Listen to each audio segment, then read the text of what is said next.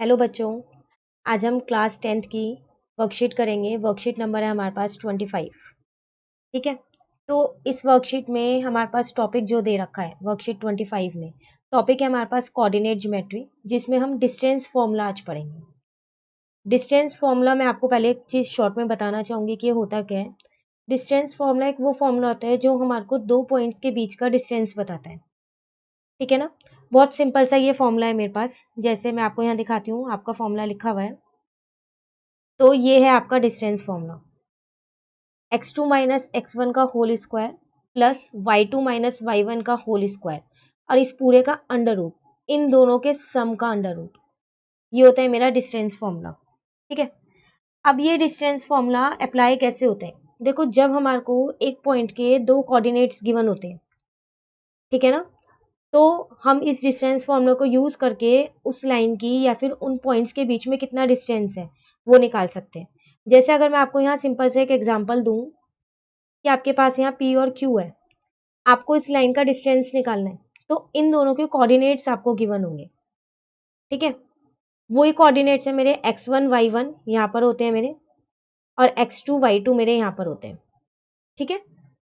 चलिए कुछ और चीज इसमें देखते हैं। हम अपना पहले नाउ ट्राई दिस करने से पहले कुछ छोटी छोटी चीजें हैं जो वो समझ लेते हैं, फिर हम इसको बहुत आसानी से कर पाएंगे। ठीक है ना। देखो, आप सबको पता होगा एक कार्टेशियन प्लेन होता है हमारे पास, जिसमें चार क्वाड्रेंट्स होते हैं। ठीक है।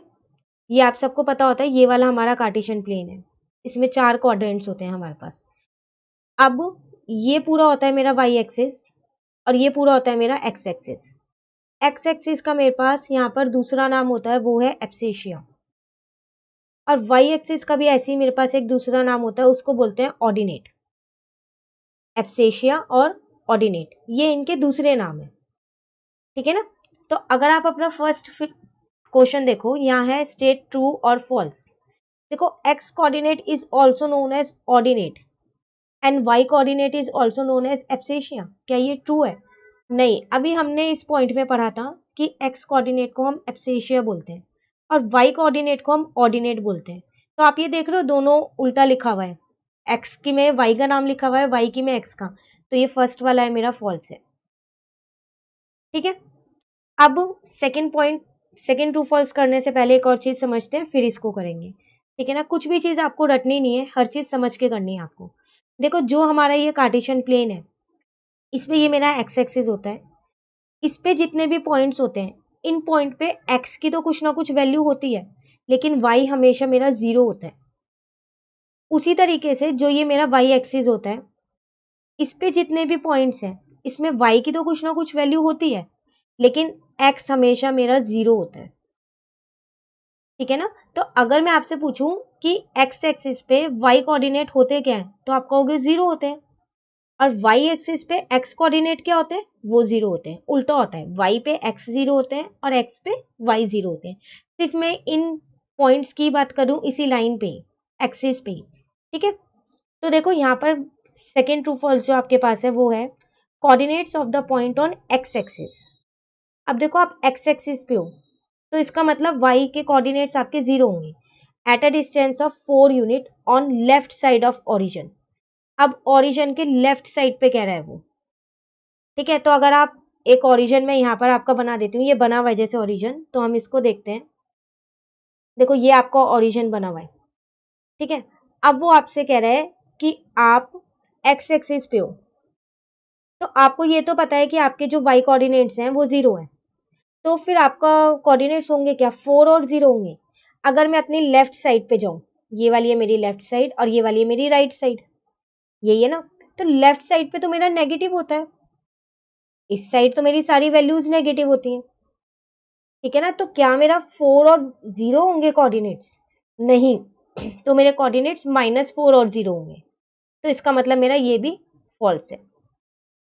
ठीक है। तो आपको इन छोटी छोटी चीजों का ध्यान रखना है कि राइट साइड पे कोऑर्डिनेट्स क्या होते हैं, लेफ्ट साइड पे कोऑर्डिनेट्स क्या होते हैं, ये सब कुछ आपको ध्यान रखना है। ठीक है। चलिए अब हम अपना थर्ड क्वेश्चन देखते हैं, सॉरी सेकंड क्वेश्चन देखते हैं।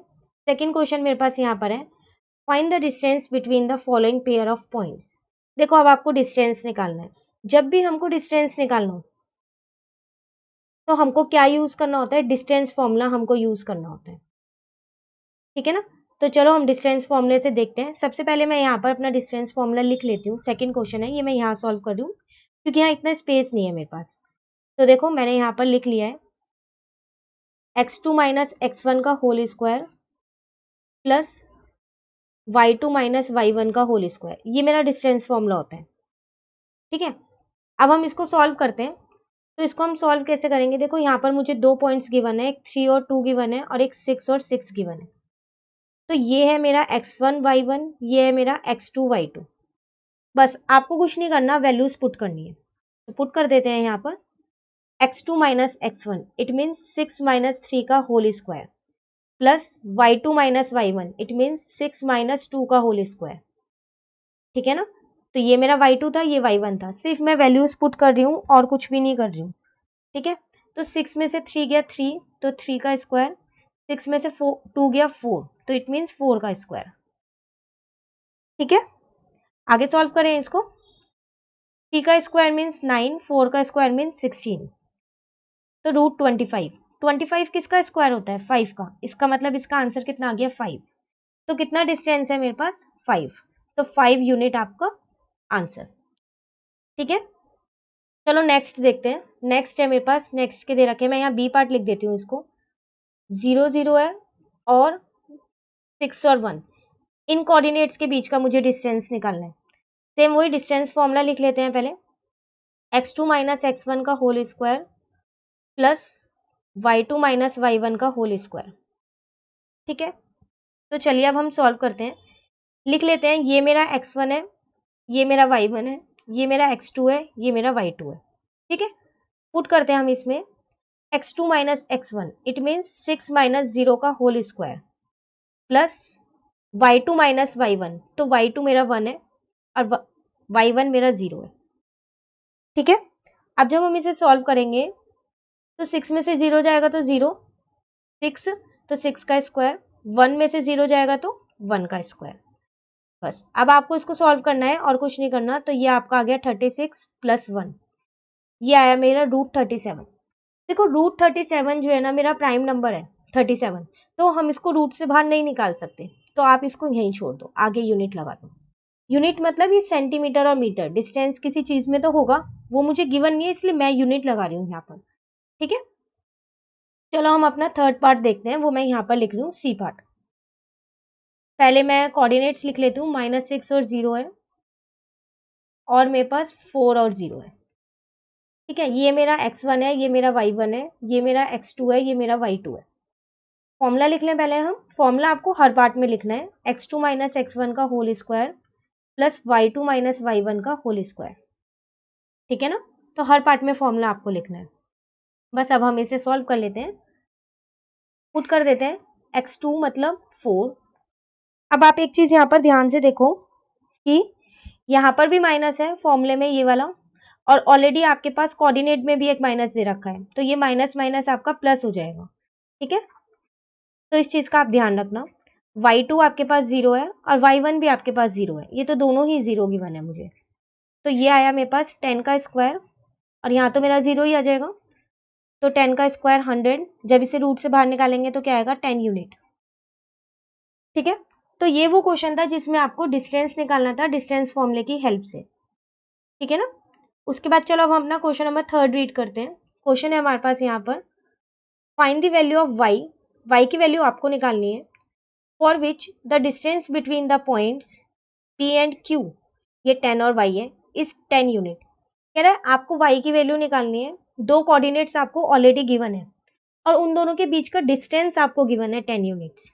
तो देखो सबसे पहले मैं यहाँ पर क्या करती हूँ, अपने क्वेश्चन में, क्वेश्चन नंबर 3 में सबसे पहले मैं डिस्टेंस फॉर्मूला लिख लेती हूँ।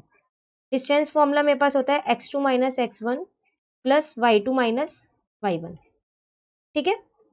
कोऑर्डिनेट्स मुझे गिवन है, अगर हम कोऑर्डिनेट्स देखें तो p और q है 2 और -3, 10 और y, तो मैं यहाँ कोऑर्डिनेट्स भी लिख देती हूँ।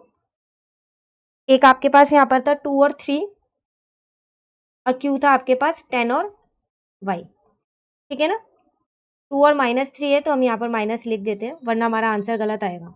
अब आपको इन दोनों के बीच का डिस्टेंस दे रखा है, तो इसका मतलब मुझे पी क्यू गिवन है 10, ठीक है। बस अब कुछ नहीं करना, आपको वैल्यूज पुट करनी है। जैसे मैंने ये ले लिया x1, ये लिया y1, ये लिया x2, ये लिया y2, ठीक है। तो चलो पुट करते हैं।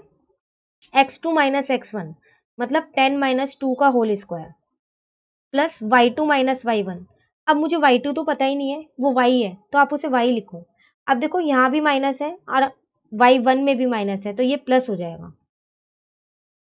ठीक है ना। उसके बाद अब आगे करते हैं। देखो अब हम करते हैं स्क्वायरिंग बोथ साइड। तो 10 का स्क्वायर और इस पूरे का स्क्वायर करोगे ना आप, तो मैं ये ऐसे ही लिख देती हूँ और इस पूरे का स्क्वायर कर देती हूँ, ठीक है। तो आप देखो यहाँ पर 10 का स्क्वायर तो 100 आ गया, इस रूट से ये स्क्वायर कट गया, तो क्या बचा आपके पास 10 माइनस 2 का whole square plus y plus 3 का होल स्क्वायर। बस अब आपको ये सॉल्व करना है, रूट आपके पास से हट चुका है। 10 माइनस 2 मीन्स 8, 8 का स्क्वायर हो गया 64, ठीक है। इसमें मैं अपनी आइडेंटिटी लगा रही हूँ, कौन सी, a प्लस बी के होल स्क्वायर की, जो होती है मेरी A square plus B square plus 2ab, यही होती है मेरी। तो देखो A square plus B square plus 2ab, तो 100 is equal to 64 plus Y square plus 9, 3 जा 9 प्लस 6y, ठीक है। अब वेरिएबल एक साइड छोड़ देते हैं, जो नंबर है उनको एक साइड ले आते हैं। प्लस के थे तो मैंने माइनस के कर दिए, ठीक है ना। तो जब आप इनको इनमें से माइनस करोगे तो आपको 27 आ रहा है, ये मेरा ऐसे ही रह गया। आप देख रहे हो यहाँ पर मेरी क्वाड्रेटिक इक्वेशन बन गई। अब वो क्या बनी, y square plus 6y minus 27 is equal to 0। ये मेरी एक क्वाड्रेटिक इक्वेशन बन गई है। तो अब मैं इसको मिडल टर्म स्प्लिट से सॉल्व कर सकती हूँ। तो वाई स्क्वायर, जब मैं इसका मिडल टर्म स्प्लिट करूंगी तो plus 9y minus 3y minus 27 is equal to 0। इन दोनों को प्लस माइनस करके ये आना चाहिए और मल्टीप्लाई करके ये दोनों आने चाहिए, यही होती है मेरी मिडल टर्म स्प्लिट। तो आप करके देखो, यही आ रहा है। 9 में से 3 गया 6, 9 3 जा 27, ठीक है। अब क्या करेंगे, दो दो के पेयर बनाते हैं। तो y कॉमन लिया तो y प्लस 9 यहाँ बचा। इन दोनों में से मैंने जो ये बनाया था पेयर, इन दोनों में से मैंने 3 कॉमन लिया, तो मेरा y प्लस 27 बचा। आप सोच रहे होंगे यहाँ तो माइनस है, तो देखो बाहर माइनस है इसलिए अंदर के साइन चेंज हो गए, ठीक है। सॉरी यहाँ पर वो बचा है 9, एक सेकेंड में इसको ठीक कर देती हूँ, क्योंकि देखो 3 की टेबल में 27 कब आता है, 9 पे आता है, ठीक है ना। तो यहाँ पर मेरा क्या बचा है, 9 बचा है। 3 तो मैंने बाहर ले लिया था, तो 27 9 पे आता है तो 9 बचा। तो आपके पास आया y माइनस 3 और y प्लस 9, ठीक है। तो यहाँ से आपकी दो वैल्यू आ गई y की, कौन कौन सी, एक y minus 3 is equal to 0 लिख देते हैं, एक y plus 9 is equal to 0 लिख देते हैं। तो y की वैल्यू एक 3 आ गई और एक y की वैल्यू आ गई आपके पास माइनस 9, ठीक है। तो आप अगर यहाँ पर देखो तो आपसे यही बोला गया था कि find the values of y। तो एक भी आ सकती है और दो भी आ सकती है, ऐसा कुछ नहीं है कि एक ही आएगी। तो आप ये मत सोचना कि दो वैल्यू कैसे आ गई है, तो ये दोनों वैल्यू मेरी y की आ गई, ठीक है। तो ये थी हमारी वर्कशीट डिस्टेंस फॉर्मूले पे बेस्ड, जिसमें हमने डिस्टेंस फॉर्मूला सीखा कि होता क्या है डिस्टेंस फॉर्मूला, और उसके बाद हमने क्या किया, उसके कुछ क्वेश्चंस किए ये वाले, जिसमें हमारे पास ट्रू फॉल्स थे और डिस्टेंस निकालना था, और एक केस में हमको डिस्टेंस गिवन था तो एक कोऑर्डिनेट हमको निकालना था, ठीक है ना। तो अपनी हम नेक्स्ट वर्कशीट, जो वर्कशीट नंबर 26 है, वो हम अपनी नेक्स्ट वीडियो में करेंगे। अगर आपको ये वीडियो अच्छी लगी तो आप इसे लाइक करें और मेरे चैनल को सब्सक्राइब करें। Thank you.